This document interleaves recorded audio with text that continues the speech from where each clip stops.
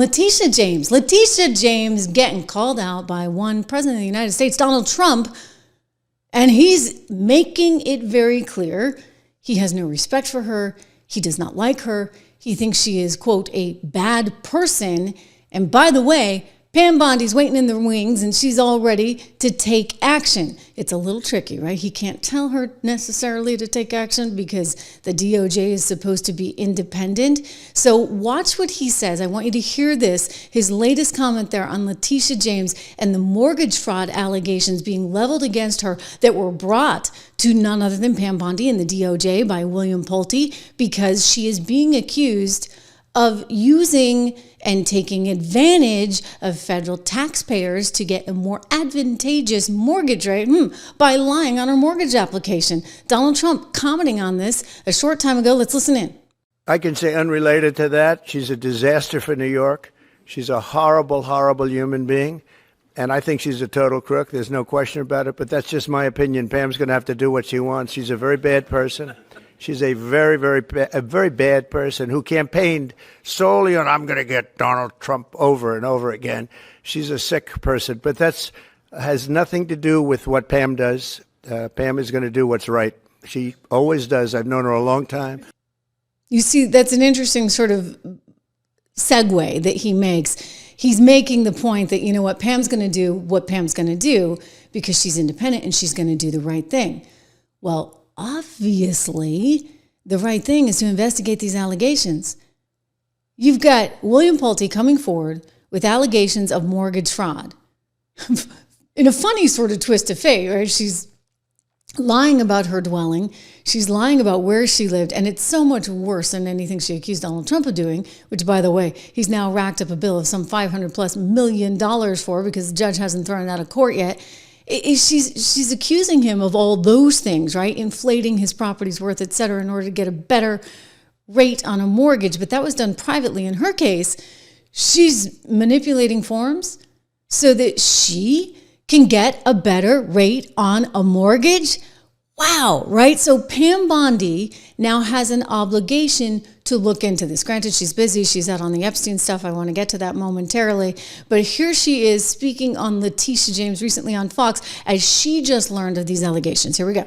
James tried to prosecute the now President Trump in his second term. I just want to read a couple things. Criminal referral, then a response from James's office here in New York. James, for both properties listed above, this deals with real estate now, going back decades, really, appears to have falsified records in order to meet certain lending requirements and receive favorable loan terms, all right? Her office responded by saying the AG James is focused every single day on protecting New Yorkers. Specialist administration weaponizes the federal government against the rule of law and the Constitution. She will not be intimidated by bullies, no matter who they are. The issue here is what property she owned and whether or not she owned it, whether or not she was married, and whether or not her father was involved in all this. Without going into the weeds of the details, this stems from a case in 1983 and the year 2000. That's a minimum of 25 years. Someone had to do some digging to find this. Am I right about that? Yeah. Bill, the most I know about the case, I just learned from you. I saw it on breaking news this morning. This case was sent to us from Bill Pulte. We have not seen it. I inquired right before I walked out here. No one in my office has read it yet. We haven't looked at it. Of course, we'll be reviewing it. You just told me more than I've heard about it so far. Hey, okay, so she's not exactly inspiring confidence, right, with a comment like that. But if you go back to what Donald Trump just said, that might have been a little subtle way. Of course, a reporter asked about it, and he dug in. But that might have been a subtle way of saying, hey, Pam, get off your tush, get moving. And here's what I would say. I don't think she has a choice. She has to investigate it. I mean, it's a big enough deal for the head of the FHA to say, hey, you might want to look into these allegations. It's a big enough deal that the New York Bar Association is having to look at whether or not they should be rescinding Letitia James's law license because not of what she did against Donald Trump, which, if you ask me, that in and of itself was all the reason in the world to go after her and her law license, because if you have an overly aggressive AG, that's obviously not good for the entire system, right? The judges in the appellate court said as much. They're like, where's your victim, lady? Like, nobody in this case was actually hurt. In fact, Deutsche Bank said they did the deal all over again. So to me, the fact that she was so aggressively going after him and trying to bankrupt him because he was Donald Trump is all the reason in the world to be looking at taking away her law license, to be looking at investigating her for an egregious overreach of power. But it's a little bit more simple than that, because it looks like she did some funny stuff, right? Some really funny stuff. I mean, they're talking about even the dad, for goodness sakes. I mean, what exactly was going on with that, right? Listing the father as a husband, possibly. And then, she's trying to say, oh, no, nothing to see here. Her team is like, this is just a misunderstanding. In fact, that's what they told Pam Bondi immediately. Well, this is just a misunderstanding. And I guess the niece lives in one of the dwellings and this and that. And, after the fact, they changed it. So it really wasn't where she was her primary residence. But I've also read that according to the documentation and the timing in the documentation, apparently she filed first saying that she did live in Norfolk, Virginia. And the documentation, like the dates don't add up. So you're doing this, for a couple points on your mortgage rate, Letitia? And you're going after Donald Trump the way you did? 4 days after a judge ordered Donald Trump to pay $355 million for a decade of fraud, New York Attorney General Letitia James says she's prepared to do everything she can to make sure the former president pays his fine, including, she told us, seizing the buildings that bear his name. If he does not have funds to pay off the judgment, then we will seek, judgment enforcement mechanisms in court. And we will ask the judge to seize his assets. Oh, that's what she was just dying to do. Remember that? She just couldn't wait. She was rubbing her hands together. Oh my gosh, I can't wait to get my hands on Trump Tower and turn that over to the state of New York. Look, $500 million is a heck of a lot of money.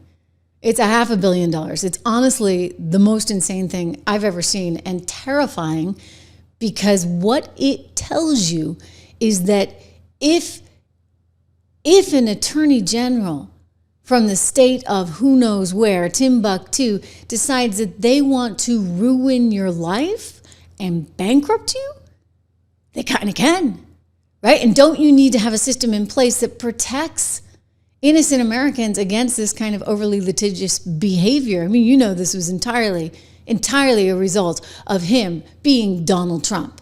That's why she wanted to go after him.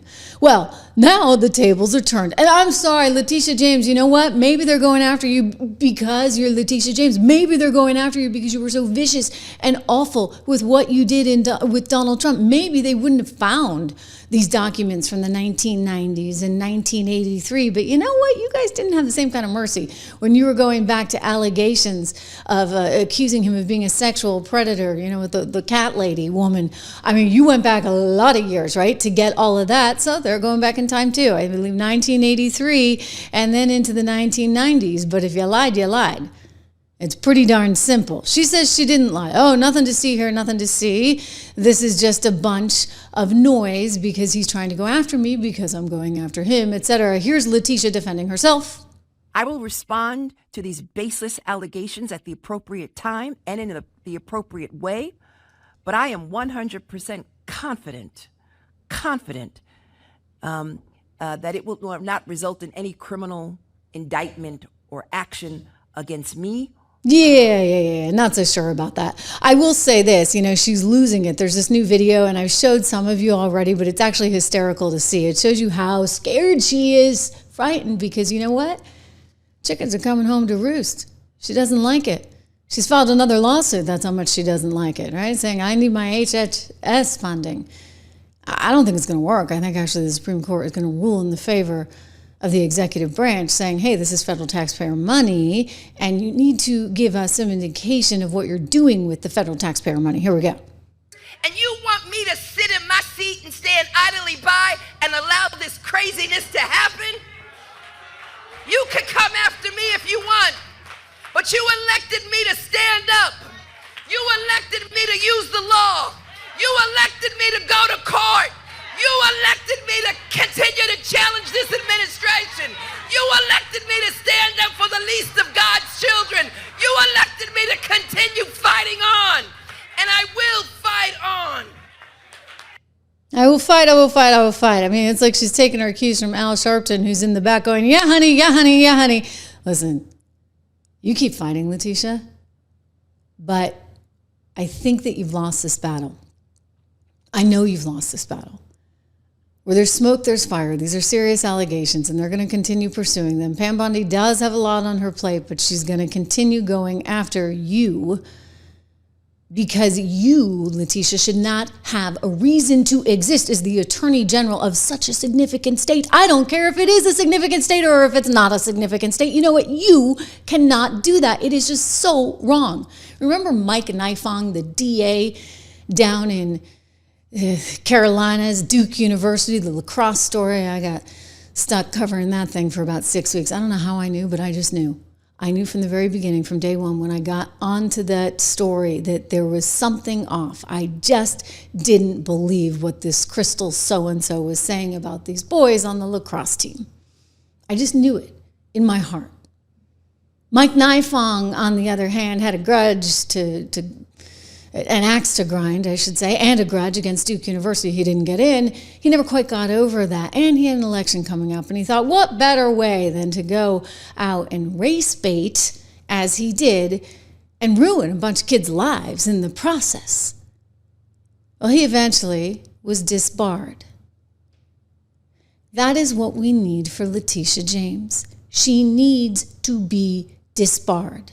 America First, the legal representation group that was run by Stephen Miller up until recently, has requested the New York Bar Association look into Letitia's record, because this is an ethics complaint. If these allegations turn out to be true, she really shouldn't be the Attorney General of New York. Don Baca, I know that you're saying in the comments, and I saw that yesterday as well, that you know what, she can still be the Attorney General, and isn't that scary, right? You don't actually have to be a registered member of the bar in the state of New York to be the Attorney General. But I'll tell you this, it'll be a big coming down, and I'll tell you one more thing. This is a criminal indictment now, potentially against her. This is a criminal case vis-a-vis possible mortgage fraud. So these allegations are a lot to focus on, and I think she's going to have a very, very tough future.